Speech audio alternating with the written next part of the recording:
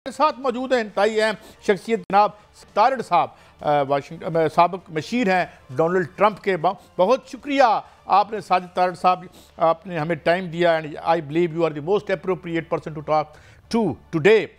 ये जो आप डोनाल्ड लू का जो बयान है, और उसमें मैंने टेस्टिमनी सुनी भी, ये मैंने रंपस पहली दफ़ा देखा वहाँ पे। कुछ लोग तो वो शोर भी मचा रहे थे और उन्होंने ऑल टुगेदर इससे इनकार कर दिया उस सब कमेटी में।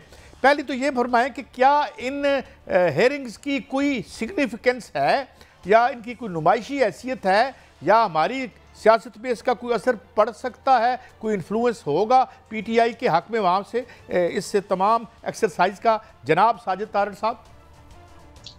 काज साहब, सबसे पहले तो शुक्रिया, मेहरबानी। मैं आपका बहुत बड़ा फैन हूँ, बड़े अरसे से आपके हर प्रोग्राम को देखता हूँ, मुझे आपने अपने प्रोग्राम में लिया, मैं ममनून हूँ आपका।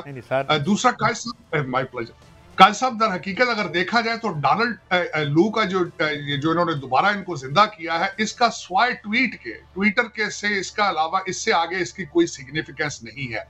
एक तो वो सब कमेटी है और दूसरा अगर देखा जाए तो पाकिस्तान इस वक्त रेडार पर नहीं है कि उसको इन चीजों को। दूसरा अगर देखा जाए तो पीटीआई का अपना जो बयानिया है उसी के अंदर तजाद मौजूद है। इन्होंने पहले 55 जलसे किए साइफर के ऊपर और फिर उसके बाद इन्होंने यहाँ पे मिलियंस डॉलर्स के हिसाब से अमेरिका के अंदर लॉबी फर्मों के ऊपर जो इन्वेस्टमेंट की, और इसमें ना सिर्फ मेरा बल्कि बीबीसी और कई जो अदारे हैं वो इसके ऊपर प्रोग्राम आर्टिकल लिख चुके हैं, प्रोग्राम कर चुके हैं कि यहाँ पे इस वक्त लॉबी डॉलर जो है वो बोल रहे हैं। और अगर देखा जाए तो अगर मैं इस पे मजीद आगे जाऊं तो इस वक्त अमेरिका एक वीक फॉरेन पॉलिसी का शिकार है इस वक्त। आफ्टर आपने देखा होगा आफ्टर फॉल ऑफ काबल, आफ्टर इस वक्त रेड सी के अंदर और गाजा के अंदर अमेरिकन इश्यूज जो हैं वो अपने मिसाइल के अंदर इस वक्त घिरा हुआ है। एक वीक फॉरेन पॉलिसी है इस वक्त जो रजीम, मैं उसको हमेशा कहता हूं कि इस बाइडन ओबामा एडमिनिस्ट्रेशन जो है उनको इंटरनल इस वक्त कई इश्यूज हैं। इन सारे सर्कमस्टांसेस के तनाजर से अगर देखा जाए तो डोनाल्ड लू की जो हियरिंग थी उसकी कोई इतनी सिग्निफिकेंस नहीं है। दूसरा जो मैं एक सबसे बड़ा मुझे अफसोस होता है, काश को पाकिस्तान का मुकदमा लड़ने के लिए आज तक किसी ने इतनी कोशिश की होती। आज तक किसी ने ना आईएमएफ के बिल्डिंग के सामने जलसे किए, ना इन्होंने टाइम स्क्वायर पे आज तक किए। पाकिस्तान के हजारों मसाइल मौजूद हैं, लेकिन काश के पाकिस्तान का मुकदमा को लड़ता। लेकिन आज मैं जिस तरह बता रहा हूं कि दिस इज नॉट सियासत, दिस इज नॉट, आप अपनी डर्टी लॉन्ड्री पूरी दुनिया के सामने नहीं धोते। लेकिन इन्होंने यहाँ पे इस वक्त जो कुछ हो रहा है, कल वहां पे भी नारे भी लगे हैं, अनऑर्गेनाइज थी चीजें। लेकिन मैं समझता हूं कि इसका स्वाय ट्विटर पे एंजॉय करने के अलावा डोनाल्ड लू की हियरिंग की कोई सिग्निफिकेंस नहीं। अच्छा तारड़ साहब, एक यहाँ पे गलतफहमी और भी पाई जाती है, मैं अभी आपकी इंटरनल सियासत पे भी आऊँगा, बड़ी सिमिलैरिटीज़ भी हैं आजकल पाकिस्तान और अमेरिका की सियासत के ज़िमन में। ये ख्याल और ख्याल गलती होगा कि जी अगर डोनाल्ड ट्रंप पावर में आते हैं तो जो यहाँ की अपोजिशन है वो एक कुछ उम्मीदें, कुछ ऐसी बात होती है या वहाँ की जो डीप स्टेट है या रियासत है उसकी पॉलिसीज़ होती हैं वो पर्सन स्पेसिफिक होती हैं। तो क्या ये उम्मीद खाम ही नहीं लगती आपको कि डोनाल्ड ट्रंप आएंगे तो पीटीआई को कोई फायदा होगा?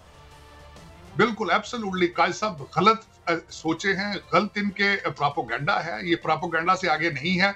डोनाल्ड ट्रंप, मैं वाजे करना चाहता हूं कि किस तरीके से स्टेटें ऑपरेट करती हैं। President of America had relationship with prime minister of Pakistan, not individually based on Imran Khan. ये गलत सोचे हैं लोगों को मिसगाइड करना कि डोनाल्ड ट्रंप साहब आएंगे तो ये हो जाएगा, वो हो जाएगा। This is not how the states operate. और मैं यहाँ ये भी बताना चाहूंगा कि खान साहब से पहले डोनाल्ड ट्रंप साहब की नवाज शरीफ साहब से भी बात हुई थी और बड़ी अच्छी बात हुई थी। मैं उसमें I was involved in it and I was watching it, matter of fact, very closely. जब नवाज शरीफ साहब से बात हुई थी तो ये एक प्रेसिडेंट ऑफ द कंट्री के प्राइम मिनिस्टर के साथ रिलेशनशिप थे। जो भी प्राइम मिनिस्टर होगा उसके साथ रिलेशनशिप होंगे। बिल्कुल ये गलत बात है, गलत तासर दिया जा रहा है कि इमरान खान साहब के लिए कुछ स्पेशल चीजें डील की जाएगी। बल्कि मुझसे कई लोगों ने राब्ता किया है आजकल, क्योंकि मैं दोबारा कैंपेन में आजकल इन्वॉल्व हूं, कि go through, get through to Donald Trump और बात की जाए। पिछले दिनों ने एक कोई स्टेटमेंट कैलिफोर्निया से दी भी थी, लेकिन पॉलिटिकल स्टेटमेंट थी, जहां डोनर सामने खड़े होते हैं, डोनर पैसे दे रहे होते हैं, उनके इंटरेस्ट के हिसाब से डोनाल्ड ट्रंप साहब अल्टीमेटली उनको प्लीज करने के लिए ये करते हैं। लेकिन दिस वाज, जब खान साहब आए थे, स्टेट टू स्टेट सारी रेसिप्रोकल बेसिस पे रिलेशनशिप थे, उसमें पर्सनल कोई चीज ना इन्वॉल्व थी, ना फ्यूचर के अंदर होगी। अच्छा तारड़ साहब, एक और कंट्राडिक्शंस हैं, कुछ समझ में नहीं आती, जरा रहनुमाई फरमाइए।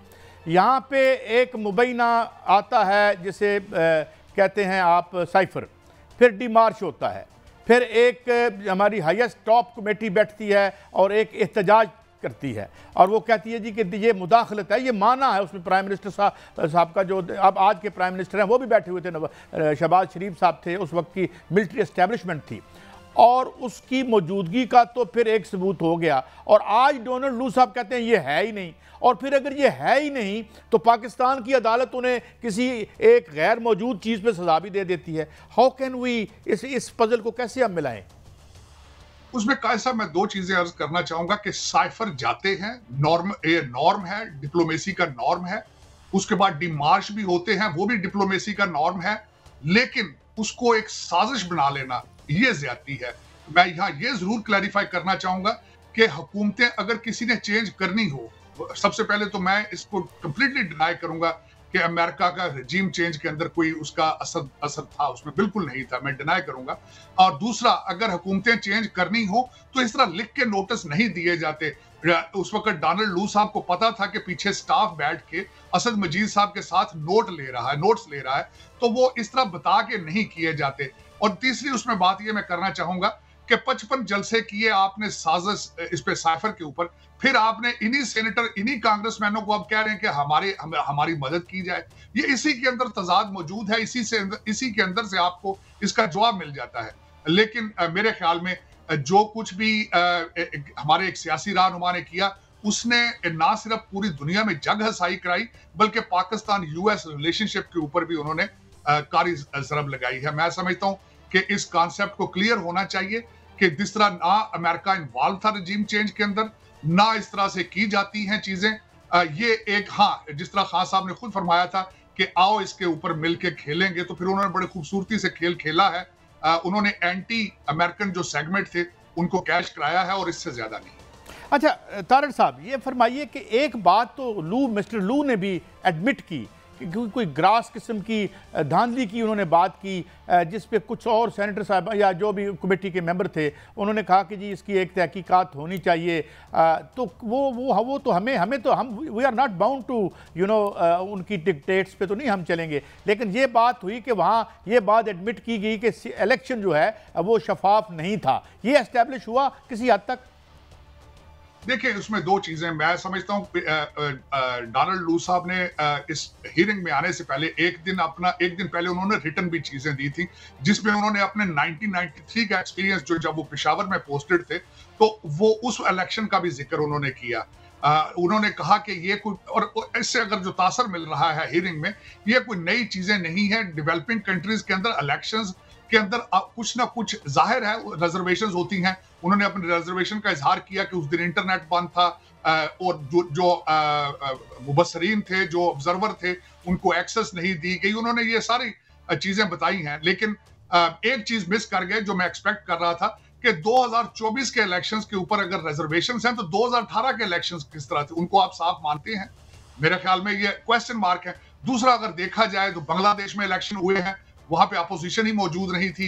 इजिप्ट के अंदर इलेक्शन हुए हैं, अब भारत के अंदर इलेक्शन होने वाले हैं।